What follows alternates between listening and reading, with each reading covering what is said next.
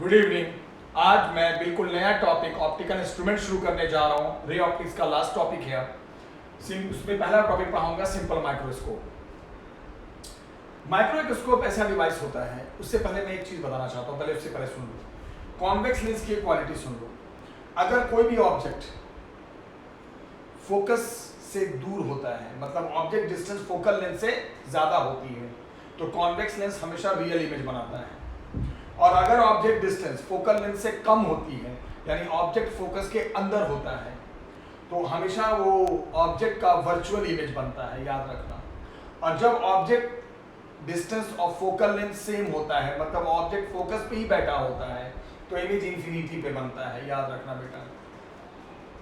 Convex lens में जब object focus से अंदर होता है, यानी ऑब्जेक्ट डिस्टेंस फोकल लेंथ से कम होता है, तो इमेज रियल नहीं वर्चुअल बनता है। और जब ऑब्जेक्ट डिस्टेंस फोकल लेंथ से ज्यादा होती है, यानी ऑब्जेक्ट फोकस से दूर होता है, बाहर होता है, तो रियल इमेज बनता है। अब फोकस पे आने पे इंफिनिटी पे इमेज बनता है। ये समझाया इसलिए की जरूरत पड़ेगा। सिंपल माइक्रोस्कोप, माइक्रोस्कोप का काम होता है छोटी चीज का बड़ा इमेज बनाना और वर्चुअल इमेज बनाना, रियल नहीं वर्चुअल। तो आपको मैं बता दूं, it is an optical instrument जिसके पास एक कॉन्वेक्स लेंस होता है, अपना एक सर्टेन फोकल लेंथ f होता है, और ये हमेशा वर्चुअल और बड़ा इमेज बनाता है। कहां पर? फिक्स डिस्टेंस पे, 25 सेंटीमीटर, जिसे लीस्ट डिस्टेंस करते हैं ऑफ विजन। फिक्स 25 सेंटीमीटर पे इमेज बनाएगा, वर्चुअल इमेज बनाएगा। तो आप बताओ, वर्चुअल इमेज बनाने के लिए क्या होना चाहिए? जो भी इस लेंस का जो आप लोगे ऑब्जेक्ट, वो जो भी इसका फोकस होगा लेंस का, उसके अंदर होगा।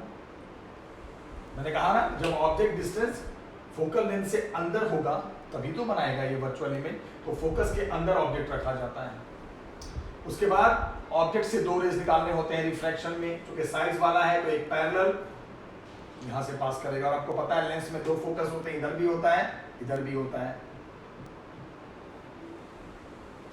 दूसरा सेंटर से, सेंटर वाला रे तो जानते हो, सेंटर से जो जाएगा तो सीधे ही निकल जाता है। क्यों? क्योंकि नॉर्मल भी सेंटर से पास करते हैं। दोनों रेज रियल में नहीं मिल पाए, अगर मिल जाते तो रियल इमेज बनाता। तो आप क्या करेंगे? इसको पीछे बढ़ाएंगे, इसको पीछे बढ़ाएंगे, और ए बी ऑब्जेक्ट और ए डैश बी डैश उसका वर्चुअल इमेज बन गया। तो A dash B dash image and A B is your object. खत्म। ये तो था, और तो कुछ था नहीं। तो इमेज भी देखो लेफ्ट साइड बना, तो इसको भी वी में माइनस लगाएंगे। ऑब्जेक्ट भी तो लेफ्ट ही साइड रखते हैं, माइनस यू लगाएंगे। यहाँ पे आई है जो हमें इमेज दिखाई दे देता है। अब इसका मैग्निफिकेशन निकालना है। अच्छा, इमेज कहाँ बनता है? फिक्स है, फिक्स है, फिक्स है, फिक्स है 25 सेंटीमीटर पे। तो ये जो इमेज डिस्टेंस है ना बेटा, वो लेफ्ट साइड है, तो माइनस डी। जब वैल्यू लेंगे तो माइनस लगा के लेंगे दोबारा।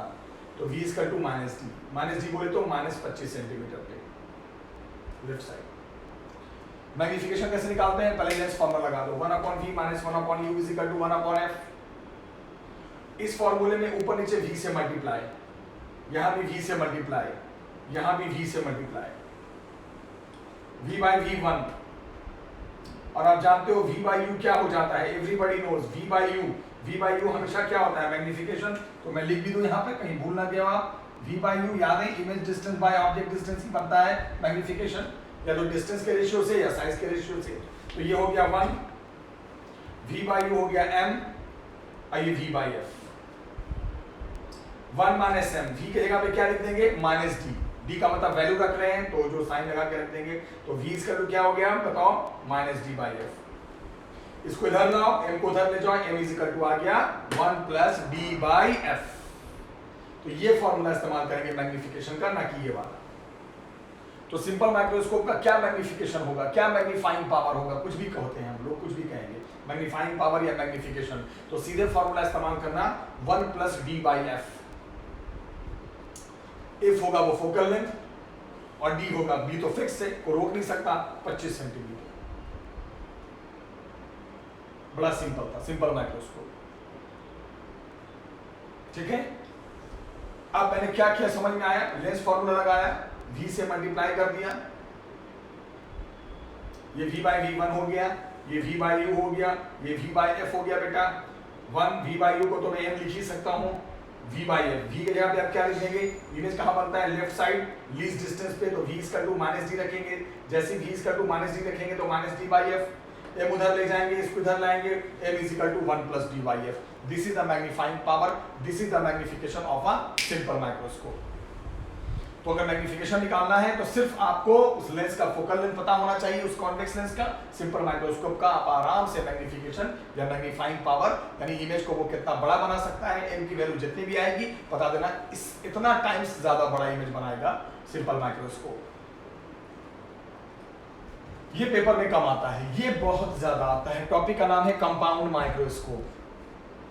फर्क दोनों में बता दूं, दोनों में फर्क सिर्फ इतना है कि सिंपल माइक्रोस्कोप में एक कॉन्वेक्स लेंस होते हैं, जबकि कंपाउंड माइक्रोस्कोप में 2 कॉन्वेक्स लेंस होते हैं। दो इसमें से एक कंपाउंड माइक्रोस्कोप, दोनों कोएक्सियल होते हैं, मतलब एक ही एक्सिस पे होते हैं। और इसमें एक जो ऑब्जेक्ट के करीब होता है, ए बी ऑब्जेक्ट है ना बेटा, ए बी ऑब्जेक्ट है, तो जो ऑब्जेक्ट के करीब होगा उसे ऑब्जेक्टिव लेंस कहेंगे। और जो आंखों के करीब होगा, यहाँ पे व्हाट इज योर, यहाँ पे आई रखा होता है, आंख, आईज होते हैं, जो यहाँ पे आंख लगाकर हम देखते हैं ना माइक्रोस्कोप के, वो आई होता है, आई।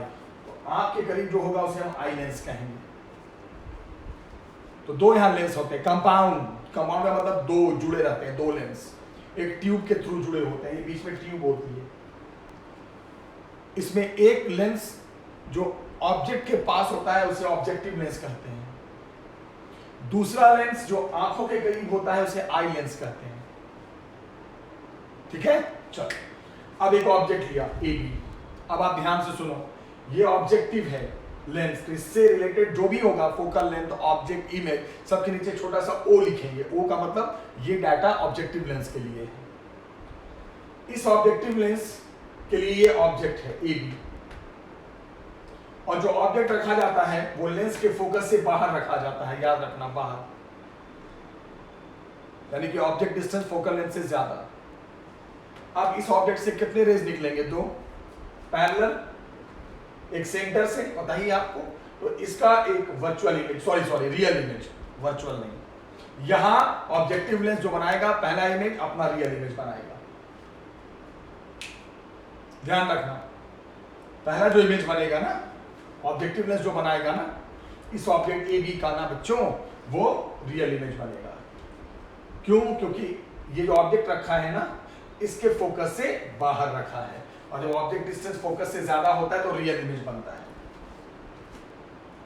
अब ऑब्जेक्टिव लेंस के लिए सोच के जवाब दीजिएगा, बहुत अच्छे से जवाब दीजिएगा बच्चे। ऑब्जेक्टिव लेंस के लिए ध्यान से, ये ए बी क्या है, ऑब्जेक्ट। ऑब्जेक्टिव लेंस के लिए इमेज क्या है, ए डैश बी डैश, लिखा भी है मैंने। A B is the object size for objective lens, and A dash B dash is the image size, size है ना, size for eye lens.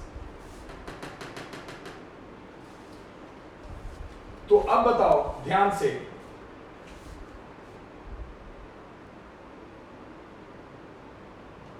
For objective lens,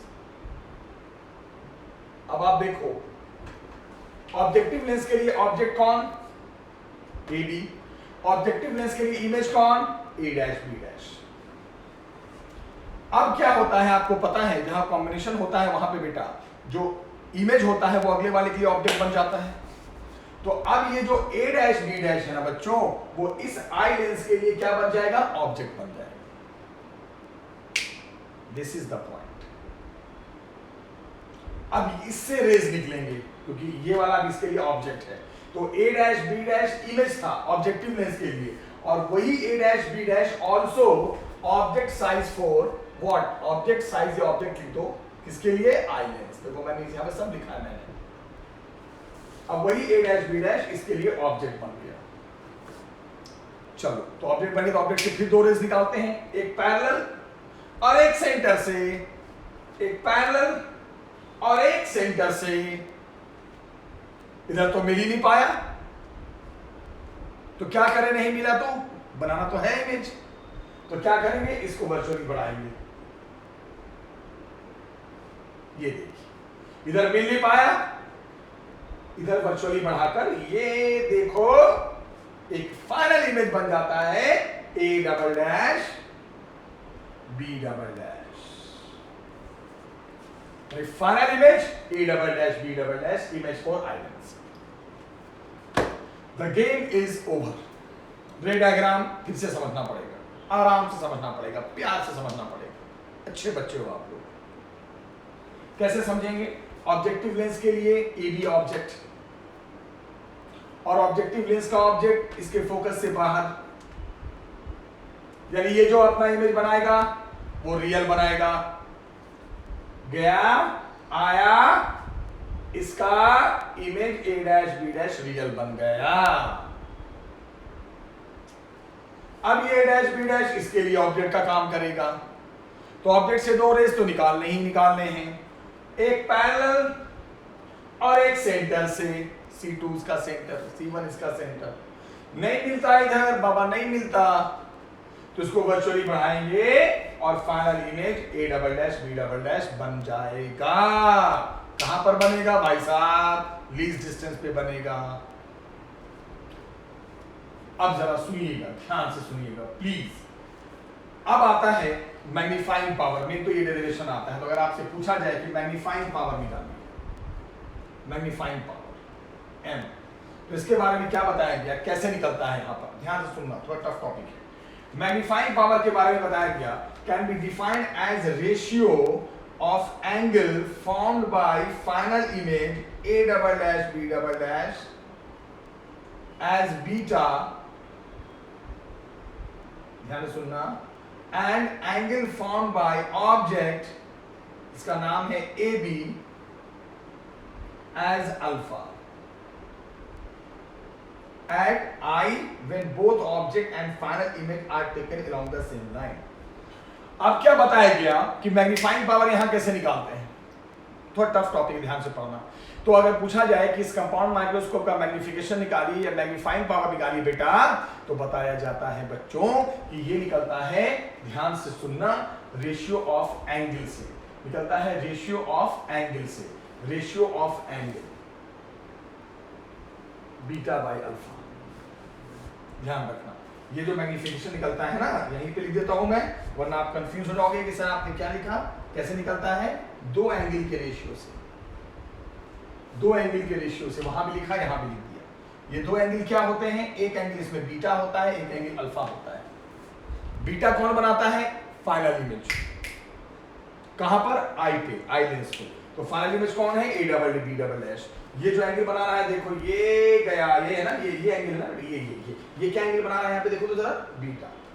एक तो इसका रेशियो देखना है, दूसरा किसका देखना है? ऑब्जेक्ट का, मेन ऑब्जेक्ट का। कौन मेन ऑब्जेक्ट है? AB। देखना कहां पर एंगल है? आई पे।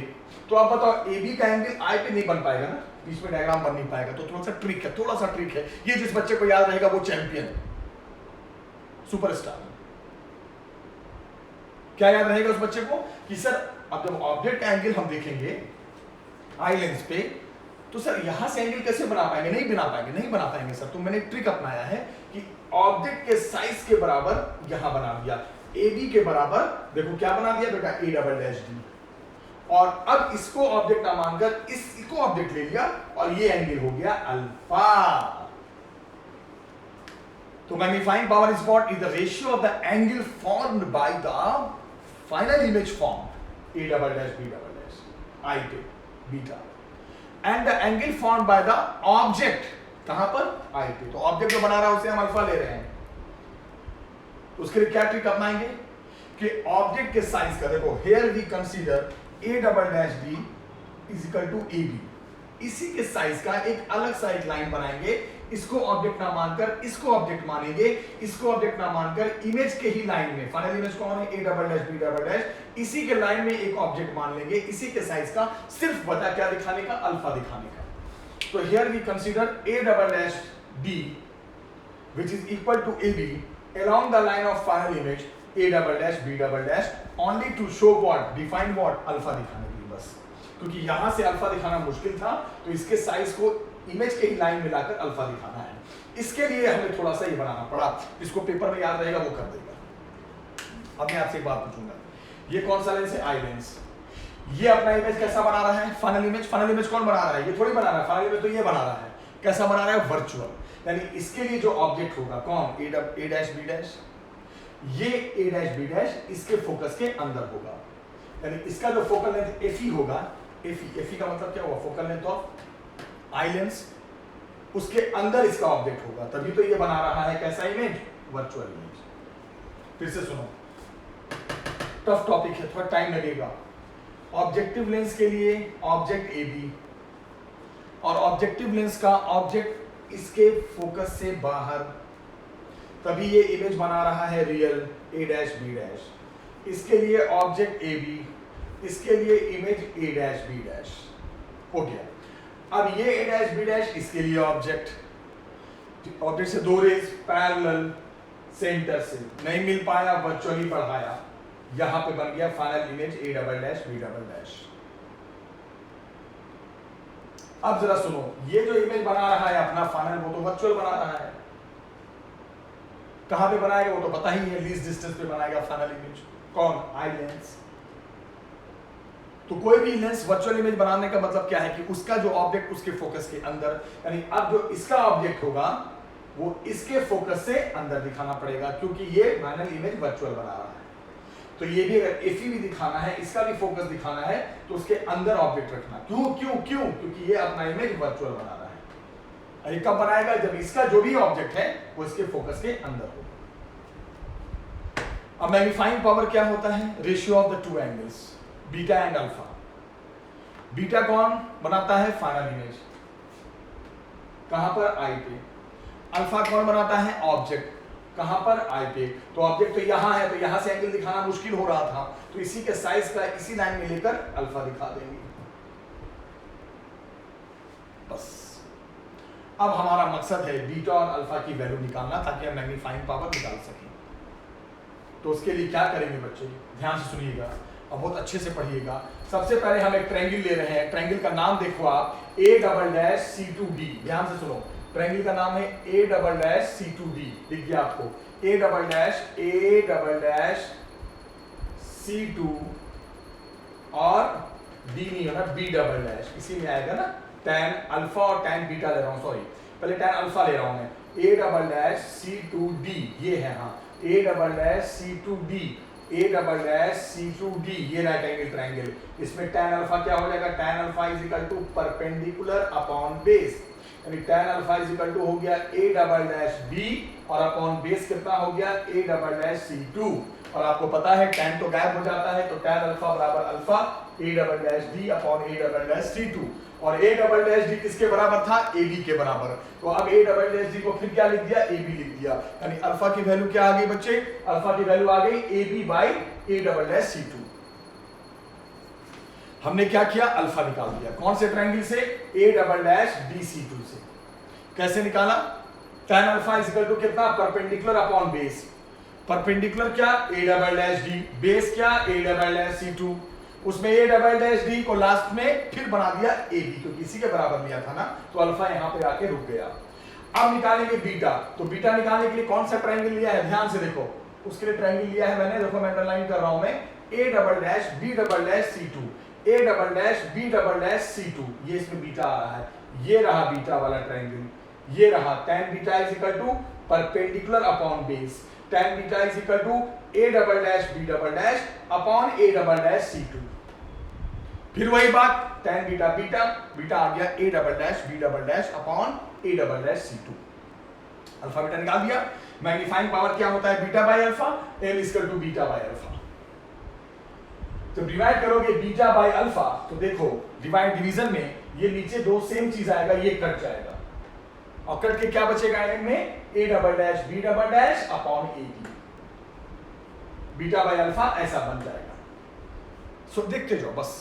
अब जब ऐसा बन गया बेटा, अब थोड़ा सा दिमाग लगाओ, ज्यादा नहीं, थोड़ा सा बोल रहा हूं। अब इसमें A double dash B double dash upon A B में एक काम करो, इसमें ऊपर नीचे ए डैश बी डैश से मल्टीप्लाई डिवाइड कर दो, इसी में ए डैश बी डैश से मल्टीप्लाई डिवाइड कर दो, कर दिया। तो अब ये मैग्निफिकेशन, मैग्नीफाइंग पावर पहले बीटा बाय अल्फा से ऐसा बना और ऐसे से ऐसा बना। अब ध्यान से सुनेंगे। अब बेटा एक बात बताइए, अगर मैं इसको देखूं ऑब्जेक्टिव लेंस को और आई लेंस को अलग अलग देखूं, अगर मैं ऑब्जेक्टिव लेंस को देखूं, सिर्फ ऑब्जेक्टिव लेंस को, इसके लिए कौन image A dash B dash, कौन ऑब्जेक्ट ए बी, ये इसके लिए कौन image A dash B dash, कौन ऑब्जेक्ट ए बी, तो A dash B dash image size upon A B object size, किसके लिए, ऑब्जेक्टिव के लिए। तो क्या मैं A dash B dash upon A B को एमओ लिख दूंगा, ऑब्जेक्टिव के लिए मैग्नीफाइंग पावर आ रहा है। चलो इसके लिए कौन image A double dash B double dash, इसके लिए कौन object A dash B dash. तो अगर A double dash B double dash upon A dash B dash है तो उसको मैं एम ई लिख सकता हूं, ऑब्जेक्टिव लेंस का एम और ये आई लेंस का एम। अब क्या किया मैंने, ये एमओ, ये एमई, तो एम को क्या लिख सकते हैं आप बताना बच्चे, एमओ इंटू एमई। यानी कि अभी ये पता चला कि कंपाउंड माइक्रोस्कोप में अगर टोटल मैग्निफिकेशन निकालना है, टोटल मैग्नीफाइंग पावर निकालना है, तो दोनों के अपने अपने मैग्निफिकेशन को मल्टीप्लाई करना पड़ेगा। जैसे कॉम्बिनेशन ऑफ लेंस मैंने पढ़ाया था, तो नेट फोकल लेंथ निकालने के लिए 1/f1 + 1/f2 करना पड़ता था, पावर निकालने के लिए P1 + P2 करना पड़ता था। तो मैग्नीफाइंग पावर निकालना होता है, मैग्निफिकेशन निकालना होता है, तो ना 1/+ करना पड़ता है, ना डायरेक्ट प्लस करना पड़ता है, बल्कि मल्टीप्लाई करना पड़ता है। कि नया टर्म आ गया कि कॉम्बिनेशन में अगर आपके पास 2 या 2, 4, 5 लेंस हैं और सबका अपना अपना मैग्निफिकेशन पता है, तो टोटल मैग्निफिकेशन निकालने के लिए सभी के मैग्निफिकेशन को मल्टीप्लाई करना पड़ता है। अभी फॉर्मूला नहीं आया है, अभी दोनों के मैग्निफिकेशन में रिलेशन आया है कि दोनों के मैग्निफिकेशन को मल्टीप्लाई करेंगे तब टोटल मैग्निफिकेशन आएगा। क्या क्या किया मैंने पता चला आपको, बहुत आराम से पढ़ने का है, आराम से प्यार से। tan बीटा निकालने के लिए perpendicular upon base, tan alpha निकालने के लिए परपेंडिकुलर अपॉन बेस। यहां से मेन तो अल्फा इसका एंगल है, बट यहां से अल्फा दिखाना मुश्किल हो रहा था, तो इसी के साइज को इमेज के ही साइज लाइन में बनाकर अल्फा दिखा देंगे, है तो ऑब्जेक्ट वाला ही एंगल। बीटा अल्फा निकाल कर डिवाइड करेंगे तो ये आ जाएगा, इसको ऊपर नीचे से मल्टीप्लाई कर देंगे तो पता चलेगा कि जो टोटल मैग्निफिकेशन है वो इसके मैग्निफिकेशन का और इसके मैग्निफिकेशन का मल्टीपल है। ठीक है, चलो अब एमओ इसका मैग्निफिकेशन, फाइनल इमेज कौन बना रहा है, ये थोड़ी बना रहा है, ये बना रहा है ना, तो इसके मैग्निफिकेशन में डीवी का चक, इसके मैग्निफिकेशन में सिंपल क्या लिख देंगे, VO by U, V by U वाला पैटर्न, ओ लगा रहा हूं ऑब्जेक्टिव के लिए, वी बाई यू। देखो मैग्निफिकेशन कई तरीके से निकलता है, साइज के रेशियो से भी निकलता है, डिस्टेंस के रेशियो से भी निकलता है। तो एमओ को क्या लिख देंगे, वीओ बाई यू, मॉड लगाते हैं, साइन की जरूरत नहीं है। अब फाइनल इमेज कौन बना रहा है, आई लेंस। फाइनल इमेज कहां पे बनता है, याद है ये बना, माइनस वही फाइनल इमेज कहां बनता है, -d पे। तो अब एक काम करो, अब जो मैं पूछूंगा जवाब देना। AC1 इसके लिए ऑब्जेक्ट डिस्टेंस, किसके लिए, ऑब्जेक्टिव के लिए। तो AC1 को देखो मैंने UO लिखा है, आगे माइनस लगा दिया, तो ये डिस्टेंस होगा U, किसके लिए U, ऑब्जेक्टिव के लिए UO। इसके लिए ये इमेज है, तो यहां से ये जो दूरी होगी, यहां से दूरी, यहां से दूरी, इसके लिए इमेज दूरी है, तो A'(C1) को क्या लिखेंगे, VO। चलो अब इसकी दूरी जब इधर से देखेंगे तो अब तो ये इसके लिए ऑब्जेक्ट है, तो A'(C2) U होगा, किसके लिए U होगा, आई लेंस के लिए, तो U के नीचे E लगा देंगे। और चूंकि इसके लिए माइनस लेफ्ट साइड है, ऑब्जेक्ट बनेगा तो लेफ्ट साइड है, तो -UE। और फाइनल इमेज कहां बना, यहां बना, तो A'(C2) इसके लिए इमेज है, तो इसके लिए A'(C2) यहां से देखेंगे तो वो VE होगा, लेफ्ट साइड है तो माइनस होगा, और VE किसके बराबर होता है पता ही है आपको। फाइनल इमेज कहां पे बनता है बेटा, फाइनल इमेज तो बनता है आपको पता है ना, माइनस जब हम रखेंगे -VE और VE की जगह पे क्या रखेंगे, -D, तो क्या बन जाएगा बताओ, VE इक्वल टू, जब आप रखोगे -D तो -V, V की जगह पे बन जाएगा प्लस, हो गया खत्म।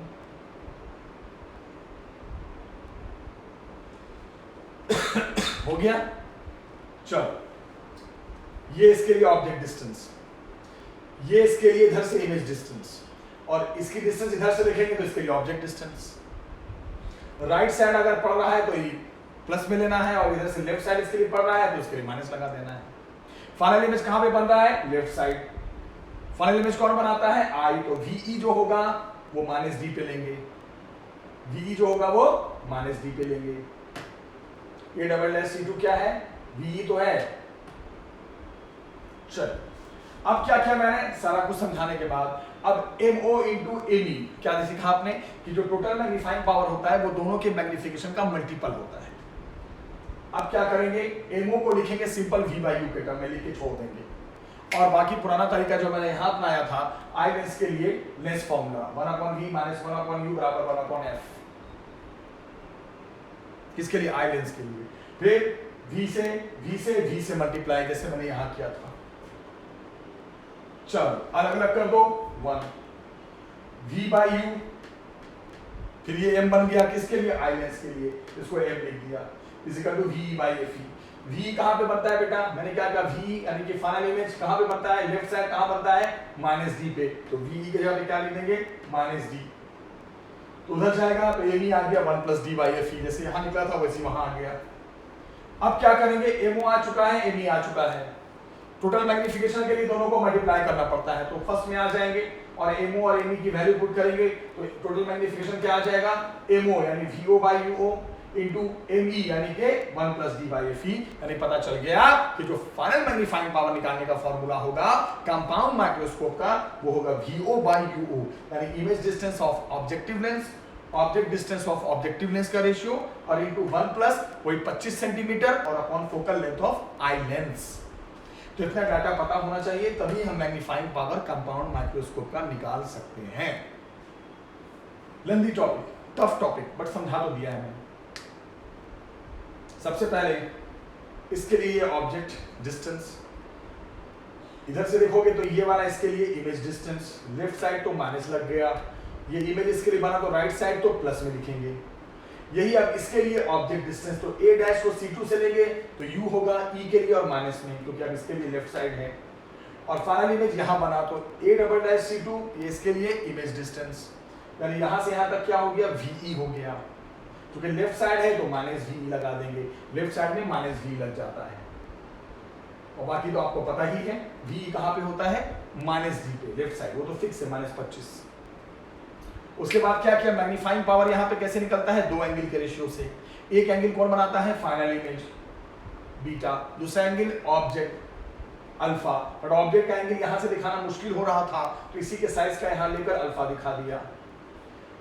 ये अपना इमेज रियल बनाता है तो इसका जो भी ऑब्जेक्ट होगा वो इसके फोकस से बाहर दिखाना, लेकिन ये अपना जो इमेज बनाता है फाइनल वो वर्चुअल बनाता है, तो अब इसका ऑब्जेक्ट जो ये होगा वो इसके फोकस के अंदर दिखाना, तभी तो वर्चुअल बनेगा। FO focal length of objective, FE focal length of eye lens. उसके बाद हमने क्या किया, वेरी वेरी सिंपल, उसके बाद हमने क्या किया बेटा, मैग्निफिकेशन निकालने के लिए tan beta perpendicular upon base, tan alpha perpendicular upon base, divide करोगे बेस बेस कट के ये बच जाएगा, ऊपर नीचे A डैश B डैश से मल्टीप्लाई डिवाइड कर दोगे तो देखो इमेज बाय ऑब्जेक्ट इसके लिए बन रहा है और ये इमेज बाय ऑब्जेक्ट इसके लिए बन रहा है, तो पता चला image size by object size, image size by object size, इसमें से एक ये वाला तो मैग्निफिकेशन अलग से ऑब्जेक्टिव का बन रहा है, ये वाला मैग्निफिकेशन अलग से आई लेंस का बन रहा है, तो पता चला टोटल मैग्निफिकेशन जो कॉम्बिनेशन में होगा वो दोनों के मैग्निफिकेशन का मल्टीपल होगा। इक्वेशन नंबर 1 मान के छोड़ दो, हो गया। हमें क्या निकालना है, अभी तो रिलेशन आया कि टोटल जो मैग्निफिकेशन होगा वो दोनों के मैग्निफिकेशन का, इंडिविजुअल मैग्निफिकेशन का मल्टीपल करेंगे तो टोटल आएगा। फिर क्या किया, MO सिंपल, इसको इसका सीधे V बाई U में लिख के छोड़ दो। ME का मतलब इसके लिए क्या करेंगे, लेंस फॉर्मूला लगा देंगे। क्या फॉर्मूला है, 1/V माइनस 1/U बराबर 1/F, और V से मल्टीप्लाई कर देंगे जैसे किया था, फिर वही करेंगे, V मल्टीप्लाई कर दिया तो ये 1, ये M ऑफ E, ये VE बाई FE, VA की जगह पे वही -D, तो जैसे वहां आया था ना 1 + D बाई F, वैसे यहाँ आ जाएगा 1 + D by F eye lens के लिए। उसके बाद MO इंटू ME पर, MO की value VO by UO, ME की वैल्यू ये, टोटल मैग्निफिकेशन का फॉर्मूला ये, याद कर लो, रट लो, अभी याद कर लो, चलो याद करो मेरे साथ, बोलो M इक्वल टू, बोलो M equal to VO by UO, बोलो आवाज आ रही है मेरे तक, ब्रैकेट में 1 + D बाई FE। चलो गुड, ये हो गया मैग्निफिकेशन, मैग्नीफाइंग पावर। किसका? कंपाउंड माइक्रोस्कोप का। कैसे निकलता है? एनडी के रेशियो से। अब आपसे मैं एक चीज पूछ रहा हूं, लेंथ बताइए किसका? कंपाउंड माइक्रोस्कोप का। ये भी पूछता है इसकी लंबाई बताइए। तो लंबाई का मतलब पता क्या होता है बेटा? ये दोनों ऑब्जेक्टिव और आई लेंस, इसमें बड़ा साइज किसका होता है? एफओ का या एफई का? यहां देखो, बड़ा साइज ऑब्जेक्टिव लेंस का है या आई लेंस का है? आई लेंस का है। तो यहां ध्यान रखना, यहां आई लेंस का जो फोकल लेंथ होता है वो ऑब्जेक्टिव से बड़ा होता है ना। तो साइज बड़ा होगा तो फोकल लेंथ भी बड़ा होगा। चलो अब जरा सुनिए, तो क्या कहा गया? लेंथ का मतलब होता है दोनों ना लेंस, ऑब्जेक्टिव और आई लेंस, एक ट्यूब से जुड़ी होती है। तो उस ट्यूब की लंबाई, ट्यूब की लंबाई ऐसे समझ लो या ऐसे समझो कि जो लेंथ ऑफ कंपाउंड माइक्रोस्कोप होता है बेटा, वो डिस्टेंस होता है दोनों के लेंस के सेंटर के बीच। तो दोनों लेंस का सेंटर क्या हो गया? C1 और किसके बीच? C2 के बीच। दोनों के सेंटर के बीच की जो दूरी होती है ना, दोनों के सेंटर के बीच की, उसी को कहते हैं लेंथ ऑफ कंपाउंड माइक्रोस्कोप। तो distance between the centre of both lens gives the length of compound microscope. यानी C1 C2 ये दूरी अगर हम निकाल दें दोनों के सेंटर के बीच का, दोनों के सेंटर के बीच का, किसके किसके सेंटर के बीच का? ऑब्जेक्टिव लेंस और आई लेंस के सेंटर के बीच का, वही देगा लेंथ ऑफ कंपाउंड माइक्रोस्कोप। तो थोड़ा सा दिमाग लगाना पड़ेगा। C1 और C2 के बीच की दूरी को हम ऐसे लिख सकते हैं, अगर देखो यही लेंथ है, यही लेंथ है L, तो L का मतलब क्या होगा? C1 C2। तो अगर देखा जाए यहां से यहां तक की दूरी को ऐसे नहीं लिख सकते हैं, इतनी दूरी प्लस इतनी दूरी, A'(C1) प्लस A'(C2) हो गया इनके बीच की दूरी। तो लेंथ को क्या लिख सकते हैं बोलो? A'(C1) plus A'(C2। अब लेंथ क्या हो गया उस हिसाब से? A'(C1) A'(C1) यानी इसके लिए तो इमेज है ये, यानी हो गया ये VO, इधर से VO। A'(C2) इधर से देखेंगे इसका, तो ये ऑब्जेक्ट है इसका, तो A'(C1) यानी VO plus A'(C2) plus UE। यहां साइन नहीं लगाना, लेंथ में साइन नहीं लगता, मैग्नीफिकेशन में साइन नहीं लगता, याद रखना है। अरे यार इनके बीच की दूरी कैसे निकालोगे? दोनों सेंटर के बीच की दूरी वही लेंथ होता है ना, कैसे निकालोगे? सोचो ना, इतनी दूरी प्लस इतनी दूरी, इधर से, अरे ये इसके लिए इमेज है बट ये इसके लिए ऑब्जेक्ट है, तो इधर से V, उधर से U, इधर से VO, इधर से UE, VO प्लस UE। तो लेंथ का फॉर्मूला भी याद हो गया, VO प्लस UE। याद रखना बेटा, VO प्लस UE। तो चाहे सिंपल माइक्रोस्कोप हो चाहे कंपाउंड माइक्रोस्कोप हो, दोनों केस में आपने देखा कि फाइनल इमेज कहां बनता है? Least distance VE is equal to D, minus क्यों लगाते हैं? क्योंकि लेफ्ट साइड, और D की वैल्यू जब रखेंगे तो 25 सेंटीमीटर फिक्स है 25 सेंटीमीटर में बनाएगा, ये फिक्स कर दो, 25 सेंटीमीटर पे बनाएगा, 25 सेंटीमीटर पे बनाएगा, लीस्ट डिस्टेंस उसी को कहते हैं। और एक क्या सीखने को मिला कि जो मैग्नीफिकेशन होता है कॉम्बिनेशन में, वो याद रखना दोनों के इंडिविजुअल मैग्नीफिकेशन का क्या होता है? मल्टीपल होता है। जैसे पावर प्लस करके आता है, P1 plus P2 net power आता है, focal length 1/f1 plus 1/f2 करके आता है कॉम्बिनेशन में, और मैग्नीफिकेशन दोनों के मैग्नीफाइंग पावर को मल्टीप्लाई करके आता है। उसके बाद एमओ को अलग और एबी के लिए वैसा डी लाने के लिए लेंस फॉर्मूला लगाकर जो मैंने बताया था रखो, आ जाएगा। लेंथ दोनों के सेंटर के बीच की दूरी, इधर से A'(C1) VO, उधर से A'(C2) UE। ठीक है बच्चों, तो काफी अच्छी क्लास थी, इसको बार बार देखना, 2-3 बार वीडियो देखना। और अब तो लाइव क्लासेस भी चल रही हैं, ऑफलाइन भी क्लासेस हो रही हैं, क्लास भी जरूर ज्वाइन करना ताकि और अच्छे से समझ में आ सके। अगले लेक्चर में मैं इसी टॉपिक को कराऊंगा और इस पे क्वेश्चंस कराऊंगा, न्यूमेरिकल्स कराऊंगा। ठीक है, आज के लिए इतना ही। Thank you very much.